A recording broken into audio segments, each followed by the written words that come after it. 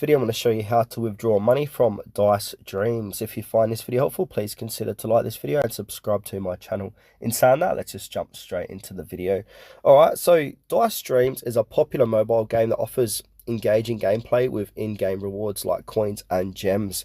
However, it does not provide real money payouts or a feature to withdraw cash directly from the game.